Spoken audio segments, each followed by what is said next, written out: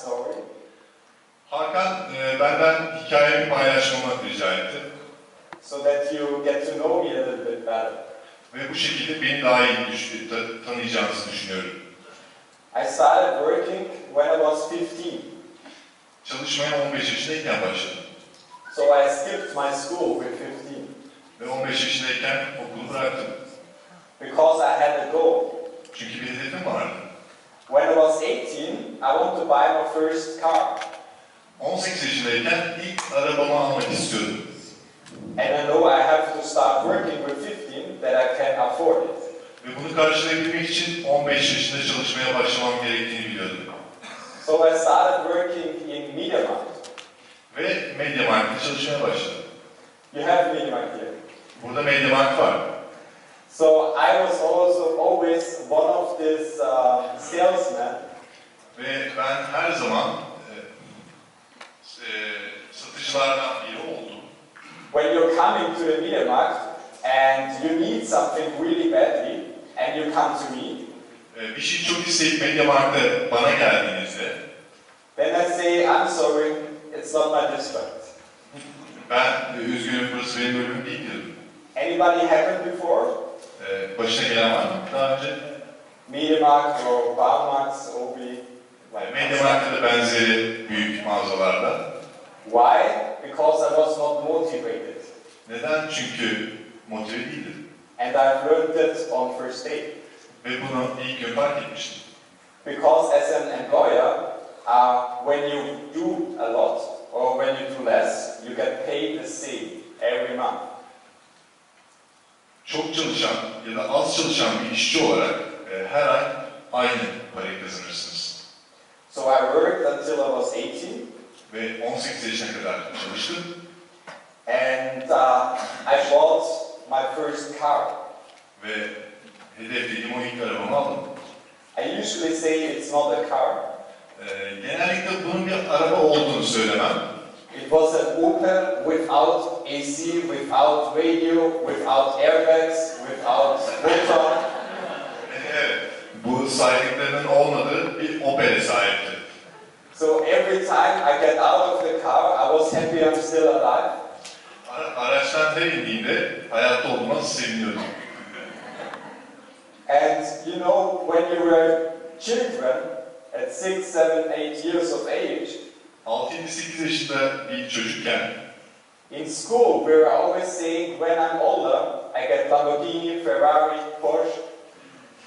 Bu yaşlarda çocuk okuldayken ileride Lamborghini, Porsche arabalar alacağımı söylerdim. And of course, I also want to have nice, beautiful cars. Ve ben tabii ki böyle güzel araçlar almak istiyordum. But with 18, I looked at my check for MediaMarkt.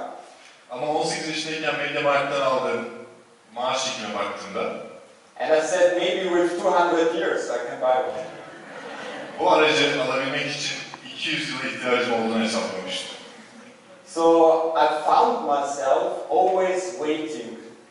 Ve kendi bulduğum şey her zaman beklemekti. The whole day I was waiting that I can go home. Bütün gün eve dönebilmek için beklemek zorundaydım. The whole week I was waiting for the weekend. Tüm hafta sonu için bekliyordum. On Sunday evening I was depressed because I have to stand up again on Monday with alarm clock. Pazar akşamı depresyona giriyordum çünkü pazartesi günü alarmla tekrar uyanıp işe gitmek zorundaydım. And the whole year I was waiting for holiday. Ve tüm yıl sadece bir tatil için bekliyordum. So I thought if I continue like this, Ve böyle devam edersem diye düşündüm. I will work until I die and I will wait for life my whole life. Ve ölene kadar bu şekilde beklemem gerektiğini ve ömrümün sonuna kadar bu şekilde bekleyeceğimi gördüm. So I said to myself, life is worth more than just waiting. I want to live now, not later. Ve yaşam beklemekten daha fazlasına değer ve şimdi yaşamak istiyordum, daha sonra değil. So I knew I had to change something. Ve bir şeyler değiştirmem gerektiğini biliyordum. Does anybody in this room is an employer and feel the same? Bu odada, bu salonda çalışan olup aynı şeyi hisseden biri var mı? Some people. So you know what I'm talking about. Ve evet, şu anda ne demek istediğimi anlıyorsunuz. So with 18, my solution was I wanted to become self-employed. Ve 18 yaşındayken karar verdiğim şey kendi işimin sahibi olmaktı. To be my own boss. Kendi patronum olmak. Because I thought when I will be my own boss, I have more time, I have more money, I have more freedom. Kendi patronum olduğumda daha çok zaman, daha çok para ve daha çok özgürlüğe sahip olacağımı düşünüyordum. Is anybody in this room self-employed or was self-employed with his own company? Bu salonda şu an halihazırda kendi işinin sahibi ama ya da daha önceden kendi işinin sahibi olmuş olan kişiler var mı? Okay, then you know no more time, no more freedom. Ve o zaman şunu biliyorsunuz, bunun sonunda daha fazla zaman ya da daha fazla özgürlük yok. I worked 5 years self-employed. 5 yıl önce kendi işimin sahibi olarak çalıştım. 80 to 100 hours every week. Her hafta Every week 80 to 100 hours. 80 ila 100 saat çalışıyordum her hafta. Usually, you know the quote, a self-employed person takes his work with him at home. Genellikle kendi işinin sahibi insanlar işini kendiyle beraber eve getirirler. I did not. Ama ben yapmıyordum. I stayed in the office. Ben ofiste kalıyordum. In 5 years, 5 yıl içerisinde I slept often, more often in my office than at home. Ofiste evimde kaldığımdan çok daha sık kaldım. I had a shower and a washing machine in the office. Ofiste bir duşum ve çamaşır makinem vardı. So I was making good money, İyi para kazanıyordum. but what brings you the money when you're a slave of work and you don't have time? Ama iş size onun kölesi olduğunuzda ya da zamanınız olmadığınızda ne getirebilir ki? So after 5 years working, Çalışmayla geçen 5 yıl sonunda I get tired, yorulmuştum. and it was really hard to work Ve gerçekten çalışmak çok zor olmaya başlamıştı. because I don't see a deeper meaning behind the work. Çalışma konusunda daha derin bir anlam bulamamıştım, görememiştim. And then one thing happened. Ve sonra bir şey oldu. I became father. Ve baba oldum. So I have a beautiful daughter, Çok güzel bir kızım var. and she was born on the 25th of February Şubat 25'inde 2013. 2013'te dünyaya geldi. So who is parents in this room? Burada ebeveyn olan birileri var mı? Wow. So you know everything changed. Biliyorsunuz bu durumda her şey değişiyor. Now you don't need sport cars. Artık bir spor arabaya ihtiyacınız olmuyor. More important is time with the family. Ailenizi geçireceğiniz zaman daha önemli bir hale geliyor. So but I just saw my office. I just saw my office from inside. I didn't see something outside. Sadece ofisimi içeriden görüyorum. Hiçbir şey dışarıdan görmüyorum. So I needed to change again. Bunu tekrar değiştirmem gerekiyordu. And my health situation was not that good anymore. Ve sağlığım artık eskisi kadar iyi değildi. It goes down. Aşağı iniyordu, kötüye gidiyordu. But because of my daughter, I decided to close my company. Kızımdan dolayı, kızımın sebebiyle artık işime son vermeye karar verdim. Firmamı kapattım. And I was at home. Ve evdeydim.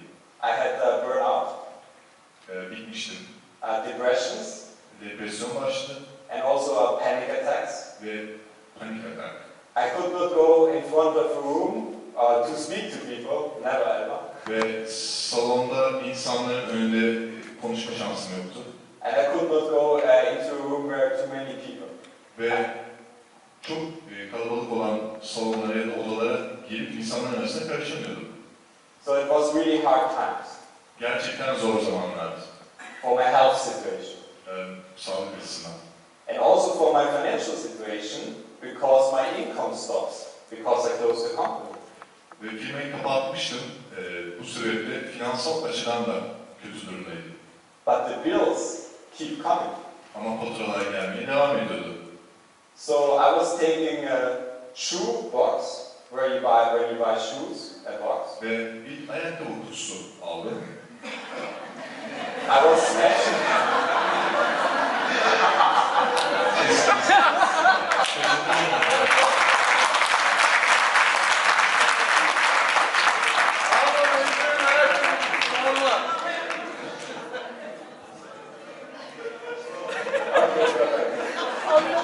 So I was taking all my bills and giving them in the shoebox.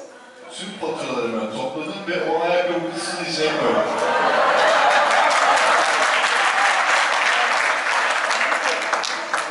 So I had a short time solution. Kısa zamanda bir çözüm bu benim için. Once a month, Ayrı bir kere I take one bill, sadece tek bir faturayı alıp I paid one bill. onu ödüyordum. And the next, second, third month, Ve sonra takip eden 2. ve 3. ayda I get blue letters. mavi mektuplar alıyordum. If you get blue letters in Austria, it's not a good thing. Avusturya'da böyle mavi mektuplar alıyorsanız bu çok da iyi bir şey değildir. One month later, I got a very, very bad letter from electricity company.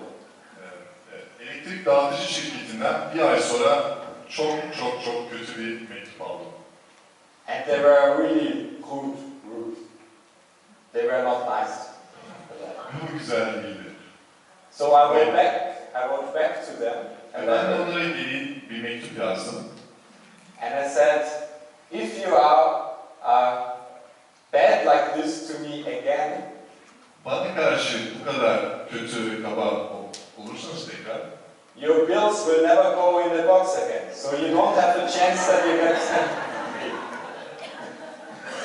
faturalarınız tekrar kutuya girmeyecek ve hiçbir zaman onları ödeme şansım olmayacak.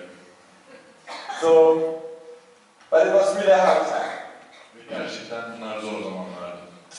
And I had to pay for food for my daughter. Ve kızımın yemeği için para kazanmak zorundaydım. Bunu karşılayabilmeliydim. But I just was at home. Ama sadece evdeydim. And I didn't want to work as an employer. Ve bir işçi, çalışan olarak iş hayatına devam etmek istemiyordum. And I had no money anymore to start a new company. Ve yeni bir iş başlatmak için de, yeni bir firma kurmak için de param yoktu.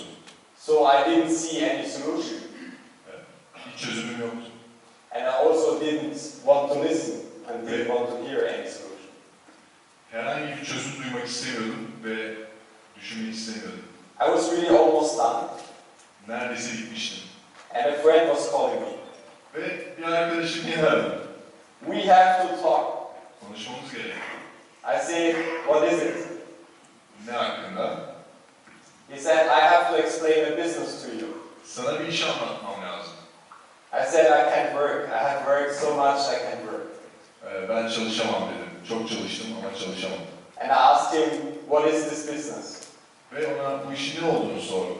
He said, it's a juice. O da bunun bir meyve suyu olduğunu söyledi. You have to sell juice. Meyve suyu satacaksın. I said, thank you. Teşekkür ederim. Bye bye. Bay bay. He was calling me a second time. Ve beni ikinci defa aradı. I said, no. I said, no. Ve hayır dedim. He was calling me a third time. Üçüncü defa aradı. And a fourth time. Dördüncü. I said, no, I said, no. Hayır. Did you ever call somebody and he said no to you? Hiç size hayır diyen birini aradınız mı? Maybe it was not the right timing. Belki de doğru zamanlama değildi. Maybe you should follow up. Belki de takip etmelisiniz. Because at the fifth time, Çünkü 5. seferde I said, let's make a deal. gel bir anlaşma yapalım dedim. You promise me you will never call me again. Beni tekrar aramayacağına söz vereceksin. And we meet and you explain me that Tuesday. Bu şekilde seninle oturup bana bunu anlatmaya izin verebilirim. So we were meeting. And he was explaining to me everything about Kyani in 3.5 hours. Ve yaptığımız toplantıda Kyani ile ilgili her şeyi bana 3,5 saat süresince anlattı. So I had no idea about the product. I didn't understand it. Ürünle ilgili hiçbir fikrim yoktu çünkü anlamamıştım. And then he tried to explain me the pay gate. Ve ondan sonra bana Paygate'i anlatmaya çalıştı. Never explained the pay gate. Paygate'i anlatmaya. So I didn't understand the compensation plan. Kazanç planını anlamamıştım. And he didn't stop talking. Ama konuşmaya ara vermedi, son vermedi. So I asked him, what do I have to do that you stop talking? Seni susturmak için ne yapmam lazım diye sordum. And he said, you have to promise me one thing. O zaman sen de bana bir söz vereceksin dedim. Now he said to me, let's make a deal. O da bana, hadi gel bir anlaşma yapalım. You promise me you'll take my products, Benim ürünlerimi al and I stop talking now. ve konuşmayı sonlandırayım dedi. I said, deal. Ben de anlaştık dedim. So he gave me the product, Bana ürünleri verdi. one box of Sunrise Bir kutu Sunrise and Nitro. ve bir Nitro. I drive home, Ve eve doğru yola çıktım. and I give it in the shelter.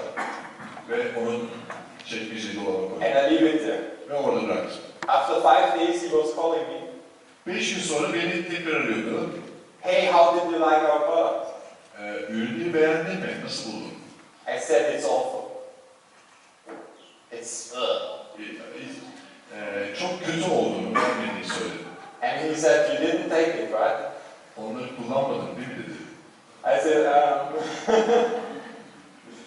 and I still didn't take it. Ve buna rağmen kullanmadım. Some weeks later, I get an inflammation. Ve birkaç hafta sonra inflamasyon yaşadım. I had pain when I go to toilet. Tuvalete gittiğimde ağrım vardı. So it was really painful. Gerçekten acı bir durumdu. I called my mother Annemi aradım. because she's in the health industry 20 years. Çünkü sağlık sektöründe 20 yıldır çalışıyordu. And she saw the Kyani Science website. Ve Kyani Science web sitesini incelemişti, görmüştü. And I asked her, I have that inflammation, it hurts so bad, what should I do? Çok ağrıya sebep olan bir inflamasyonum var ve ne yapmalıyım diye sordum. And she said to me, like, I know you, you still have the product somewhere you bought, or? Seni tanıyorsam eğer bir yerlerde hala o ürünler duruyordur. I said, yes. Evet dedim. She said, take it. Onları al dedi. Cranberry is good for inflammation. Health paper. Böğürtlenler inflamasyon için iyidir. And I said, Mom, it's a natural product. What should it bring? Anne, bunlar network ürünleri dedim. I did not believe in the product. Ve ürüne inanmıyorum dedi. But she asked me the right question. Ama o bana doğru soruları sordu. Do you want to have pain? Acı çekmek istiyor musun? I said, no. Hayır dedim. Who had pain, took the product, and the product helped him? Do we have some people? Aramızda ağrısı olup ürünleri alıp bundan fayda görenler kimler? Some people. So you know the product is good. Evet, ürünün iyi olduğunu biliyorsunuz şu anda. The best way to find out if a product is working is if you take it. Bir ürünün işe yarayıp yaramadığını anlamanın en iyi yolu onu kullanmaktır. So my mother said, just be quiet and take the product. Annem bana sadece sessiz olmamı ve ürünleri kullanmamı söyledi. And I started taking Sunrise. Ve Sunrise kullanarak başladım.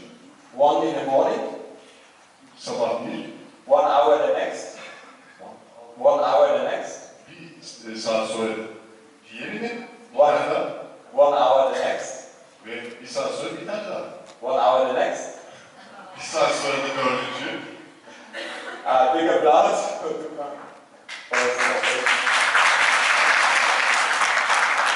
I took 13 Sunrise first day. İlk gün 13 tane Sunrise kullandım. I love the taste. Çünkü tadı çok beğenmiştim. The product never make mistakes. Ürün hata yapmaz. It leads you to the right people. Sizi doğru insanlara doğru yönlendirir. And I didn't read the back where it says only one a day. Arkasını okumamıştım. Yani günde bir kere alacağını bilmiyordum. So on the next morning I woke up Ertesi gün uyandım. and my inflammation was completely gone.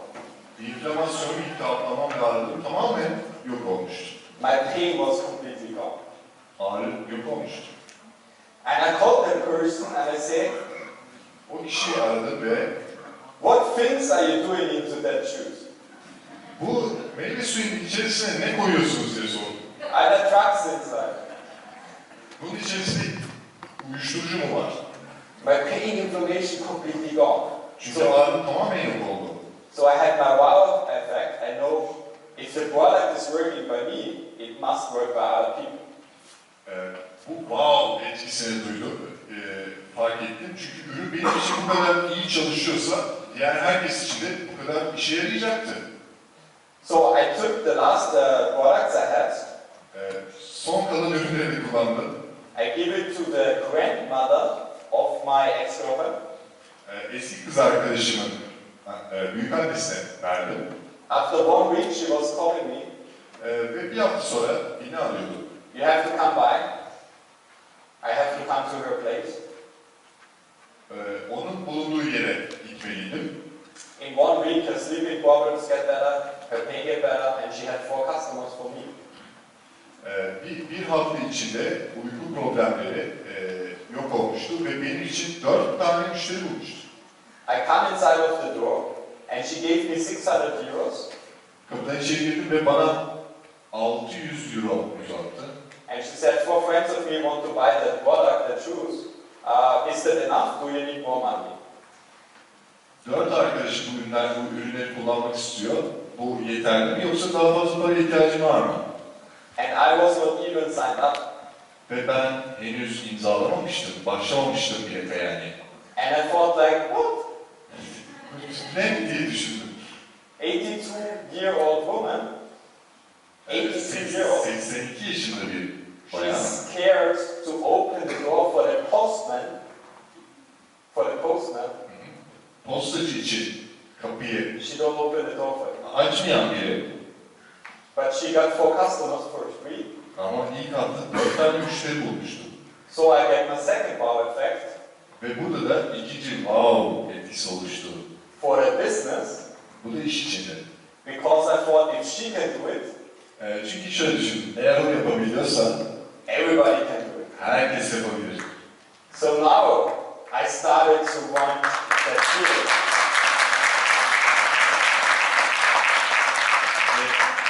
Bu hissi yaşamaya başladım. Like Tim Story said at the Wave event, I got pregnant with Kyani. Tim Story'nin Wave eventinde, toplantısında söylediği gibi Kyani'ye hamile kalmıştım. I want to get more information. Ve daha fazla informasyona, bilgiye ihtiyacım vardı. I was impressed by the founders. The founders, Kirk Hansen, Jim Hansen, Carl Taylor. Ve güven hissedersem uzun vadeli bir şeyler kurabilirim. And then my sponsor again explained me the compensation plan. Ve sponsorum bana tekrar kazanç planını anlattı. I still didn't understand. Ve hala anlamıyordum. But I wanted to start. Ama bu sefer başlamaya karar vermiştim. I wanted to impact other people's lives. Ve diğer insanların hayatında etki yapmak istiyordum. What is a better way to earn money when you help other people? Para kazanmanın en iyi yolu diğer insanın hayatına dokunmaktır. I just had one problem. I had one problem. Ama hala bir sorun vardı. I did not have the money for the startup pack. Başlangıç paketi için hala param yoktu. By that time I was 5 months, my company was closed down. Şirketimi kapattığımdan sonraki 5 ay içerisinde I was so broke that I was in a parking spots and I had not the money to drive out. O kadar kötü durumdaydım ki arabamı park ettiğim yerden çıkaracak kadar bile param yoktu. Who again has children? Tekrar soruyorum, kimin bu salonda çocukları var? I had no money to buy my daughter Kızıma yemesi için bir şeyler alamıyorduk bile. When you are in this situation, Ve bu durumdaysanız eğer, some people say money is not important. ve birileri paranın önemli olmadığını söylüyorsa, In that situation, it's very important. bu durumda gerçekten önemli. And I swear to myself, Ve kendime söz verdim, yemin ettim. I have to change. And Değişmeliydim. I will never come in this situation again in my whole life. Ve hayatım boyunca bu duruma tekrar düşmeyecektim. So I'm always a very creative person. Her zaman yaratıcı bir kişiliğim olmuştu. I knew that the baptism of my daughter was in 6 weeks. The baptism, when she gets her name and baptized in church. Vaftiz töreni 6 hafta içinde yaklaşıyordu, kızımın vaftiz töreni. And we provided, also the family of my girlfriend, we provided money for the baptism. Ve bu tören için kız arkadaşımın ailesiyle beraber bir kaynak sağladık. Well, they shouldn't have given me access to the bank account. They should not have given me access to the bank account. Ama bana onun banka hesabına erişme yetkisi vermediler. I took that money for the baptism for my daughter. Ama ben o parayı aldım, kızımın vaftizi için ayrılan o kaynağı aldım. And I started Kyani with the biggest package. Ve Kyani'ye en büyük paketle başladım. It's very important that you lead by example. Bir örnekle insanlara liderlik etmeniz gerçekten çok önemli. So I wanted to start with the best opportunity, and that for me it was the biggest package. En büyük fırsatla başlamak istedim ve benim için bu en büyük paketti. But imagine when you have the baptism of your daughter 6 weeks later. Ama şunu hayal edin, kızınızın vaftiz töreni 6 hafta sonrası. And you come there and you don't have the money for the baptism. Ve oraya geldiğinizde bu töreni karşılamak için bir paranız olmadığında, My girlfriend was from Serbia. kız arkadaşım Sırbistan'dandı. Balkan people, she has a lot of cousins.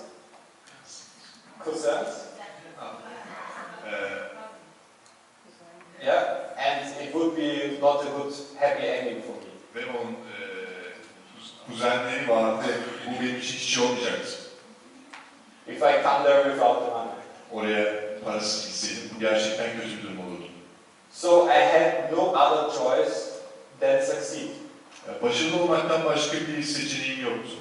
Failure was not an option. Başarısızlık benim için bir opsiyon değildi, hata yapmak. On my first day, I called 10 people. İlk günde 10 kişi aradım. 6 people were coming.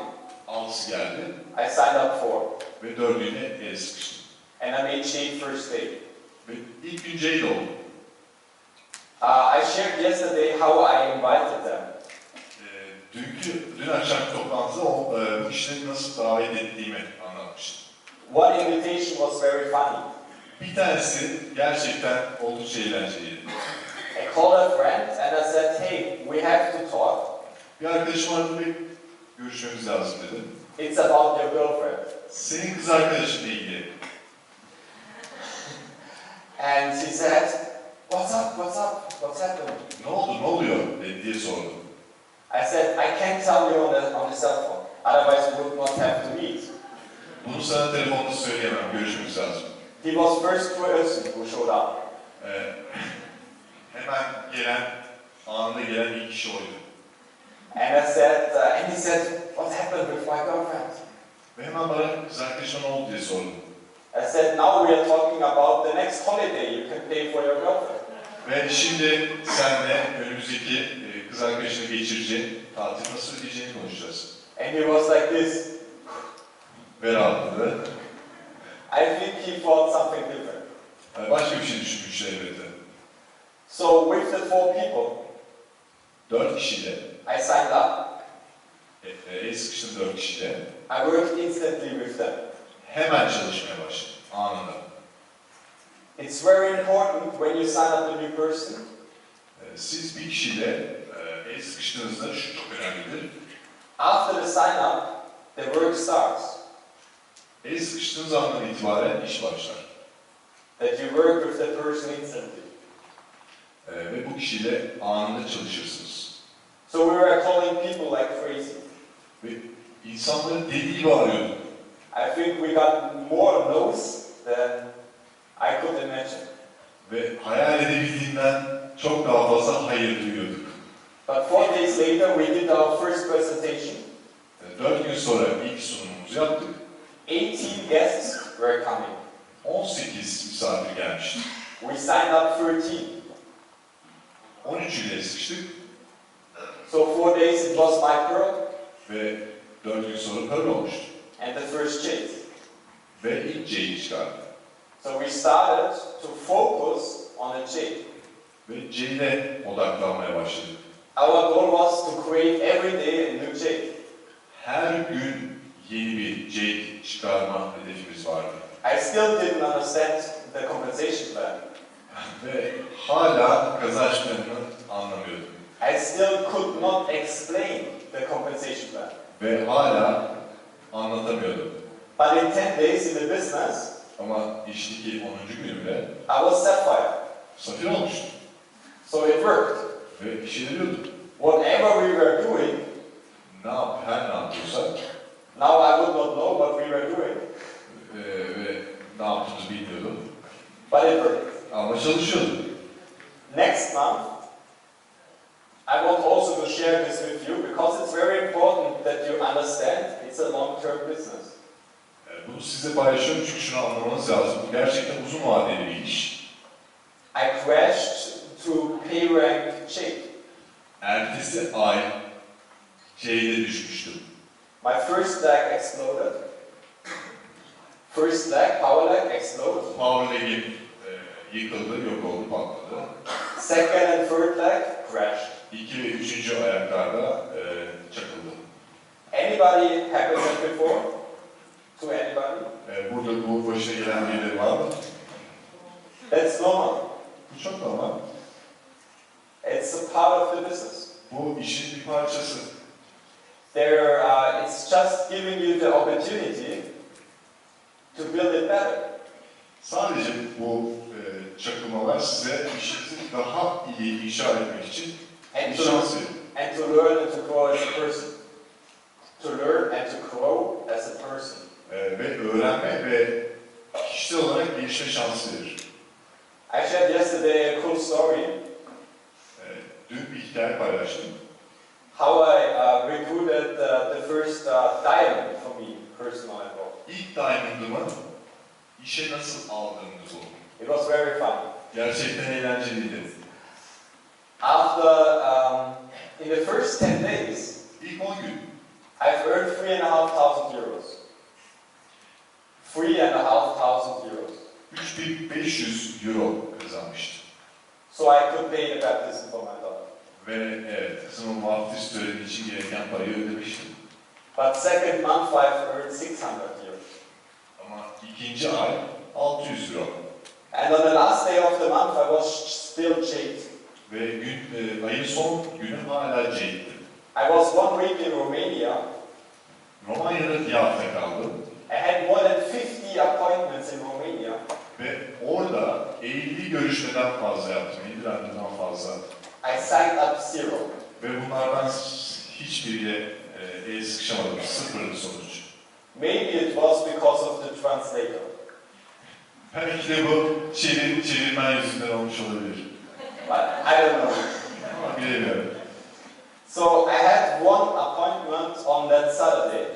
Ve tam takip eden cumartesi günü bir randevum vardı. Last day of November. Kasım'ın son günü. And I drive 1,000 kilometers for one appointment. Ve 1000 kilometreyi sadece bir randevu için kat etmiştim. And two persons joined. Ve 2 kişi benimle işe başladı. One was very difficult. Bunlardan biriyle başlamak zor oldu. And one was very easy. Diğeriyle çok kolay olmuştu. The easy person now is Jade. kişi bugün Jade. The difficult person now is Diamond. Zor başladığımız, sorunlu başladığımız kişi ise bugün bir Diamond. He is 23, Bugün 23 yaşında. driving a brand new Jaguar, Yepyeni bir Jaguar kullanıyor. and is free because of Kyani. Kyani'den dolayı özgür.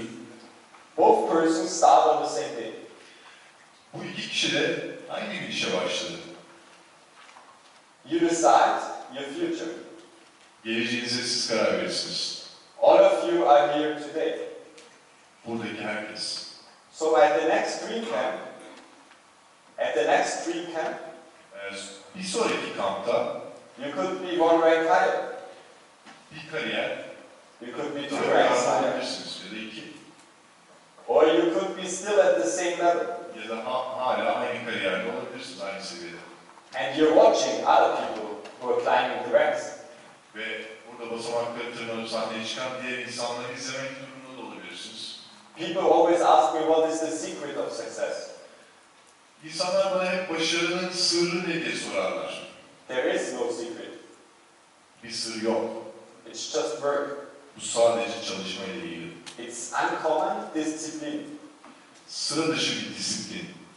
When I started the business, the first 11 months, İşe başladığım ilk 11 ayda I had one day I took off. sadece bir gün tatil yaptım. Except that one day I worked every day. Bu bir günün dışında her gün çalıştım. Every day I had 7 to 10 appointments. Her gün 7'den 10'a kadar randevu yaptım. Every week I was doing 5 presentations in 5 cities. Her hafta 5 ayrı şekilde 5'er tane görüşme yapıyordum. I again worked 80 to 100 hours every week. Ve yine 80 ila 100 saat çalışıyordum her hafta. But this time I did it because of a purpose. Ama bu sefer bunu bir amaç uğruna yapıyordum. I did it because of a burning desire. Ve bunu müthiş arzumdan dolayı yapıyordum. I did it because millions of people are outside right now and they don't have health or they don't have wealth. Dışarıdaki milyonlarca sağlığı ya da varlığı olmayan insan için yapıyordum. So here in Kyani, we are changing people's lives. Burada Kyani'de biz insanların hayatlarını değiştiriyoruz. A lot of people are praying for a solution outside. Dışarıda birçok insan çözüm arıyor. And we can be their solution. Ve biz onların çözümü olabiliriz. And I love that idea. Ve ben bu fikri gerçekten seviyorum. So I worked hard. Ve bu yüzden sıkı çalıştım. My one day off in the first 11 months, Bu ilk 11 ay içerisindeki it bir gün tatilinde was Christmas. Christmas'tı. And on Christmas Day, Ve bu Christmas gününde one day before, it's the 23rd of December, I became Ruby. 23 Aralık günü Christmas'tan bir gün önce ben Ruby oldum. It was 9 weeks in the business. 9 weeks I was in the business. Bu işteki 9. haftamdı. And on the 24th of December, Ve Aralık'ın 24'ünde the mother of my daughter comes to me. kızımın annesi bana geldi. And she said, me or Kyani? Ve şu soruyu sordu. Ben bir Kyani. Really hard. Gerçekten zor. She didn't believe in me. Bana inanmadı. She didn't believe in the business. İşe inanmadı. I still didn't feel good because of the depressions and the burnout. It cost so much power. Ve hala iyi hissetmiyordum. Onca depresyon ve çöküşten sonra. But for me, Kyani was my legacy and Kyani was the future of my daughter. Ve benim için Kyani kızımın geleceğiydi. So when you want to have success Başarılı olmak istiyorsanız at a high level, ve daha yüksek bir seviye, you have to make decisions, hard decisions sometimes. bazen zor kararlar vermeniz gerekebilir. And you have to get the people who don't believe in you Ve bazen size inanmayan insanlar olacak. You have to get them out of your life. Ve onları hayatınızdan Because they are holding you çıkartmalısınız. down, Çünkü onlar sizi aşağı çekiyorlar. not lifting you up. Sizi yukarı kaldırmıyorlar.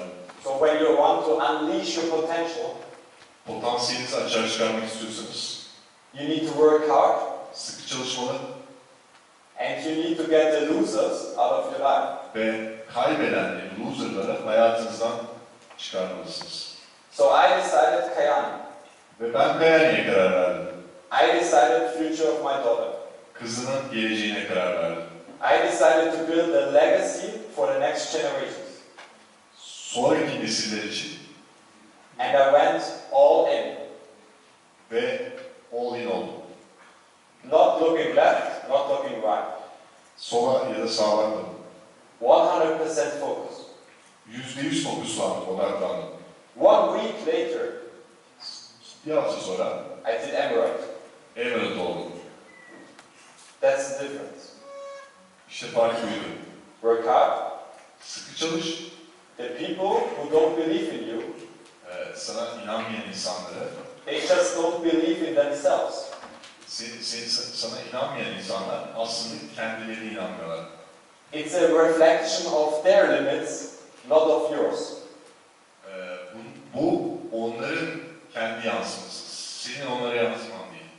So don't let other people's opinion of you become your reality. Sizin gerçekliğinizin diğer insanların fikri olmasına izin vermeyin.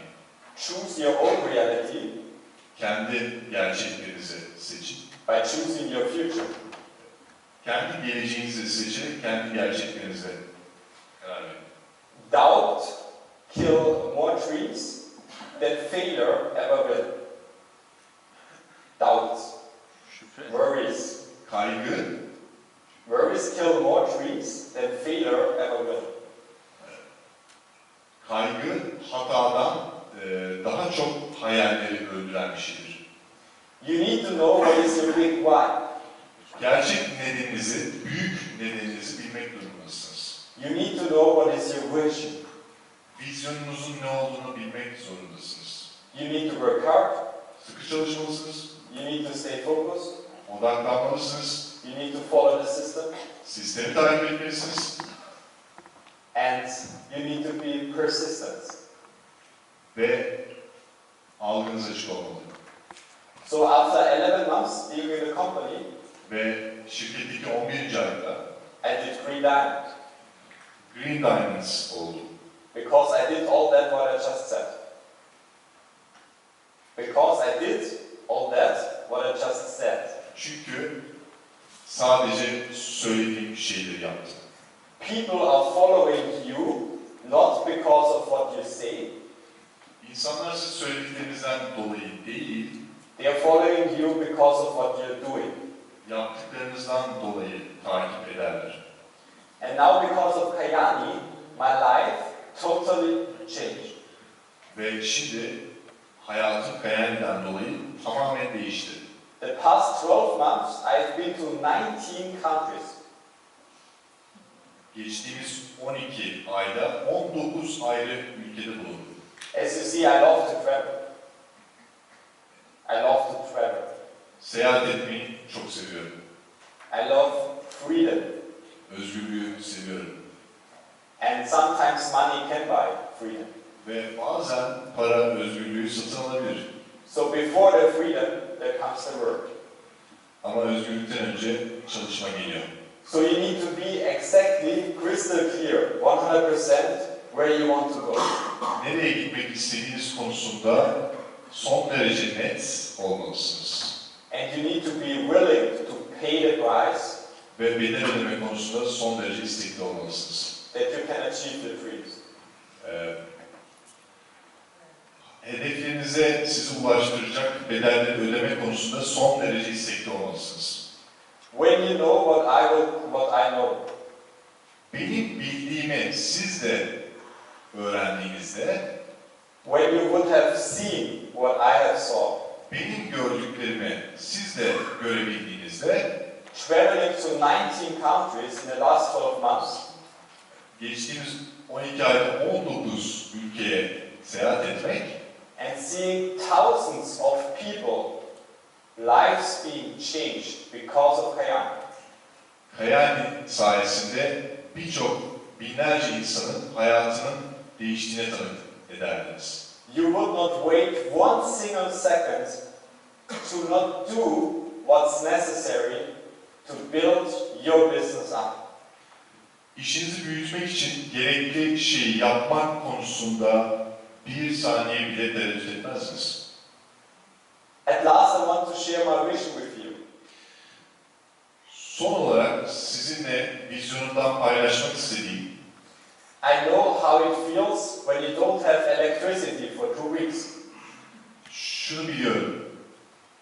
2 hafta için, 2 hafta boyunca elektriğiniz kesik olduğunda nasıl olacağını biliyorum. When you need candles because you don't have light. Işığınız olmadığı için When you have yaktığınızda, when you have to shower, cold water. duş almak istersiniz ve soğuk su vardır. When you're scared because you don't know how you will survive next week. Önümüzdeki hafta hayatta nasıl kalacağınızı bilmediğiniz için korkarsınız. When you're scared every time you go to the post, you open you're scared because of new bills. Ve yeni faturaların gelmiş olacağından dolayı posta kutusunuza doğru giderken korkarsınız. Can you imagine to never be scared again in your life? Hayatınızda bir daha hiç korkmadığınızı düşünün, hayal edin. Can you imagine how much I value Kyani? Ve Kyani'ye ne kadar değer verdiğimi düşünebiliyor musunuz? Can you imagine how much I love Kyani?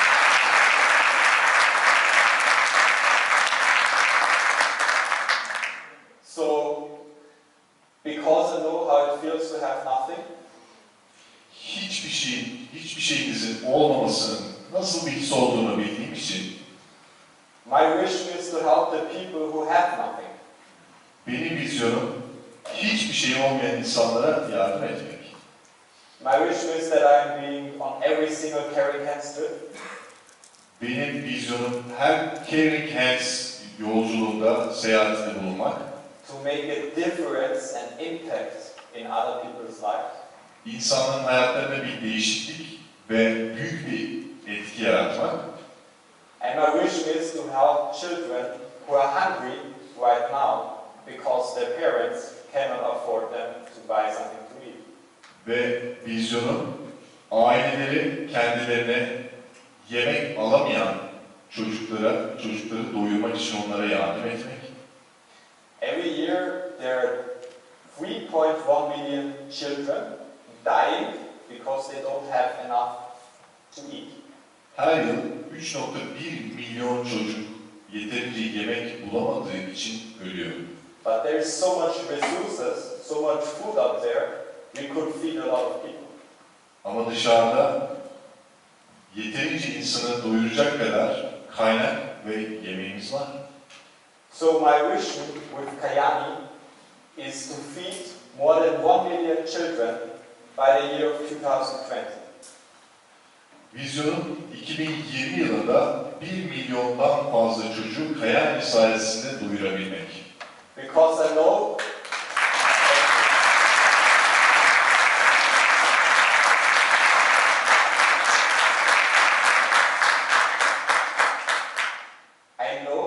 this is the reason why I'm here.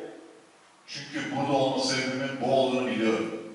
I know this is the reason why I'm living this life. Ve bu hayatı yaşama sebebimin bu olduğunu biliyorum. We all have a special gift.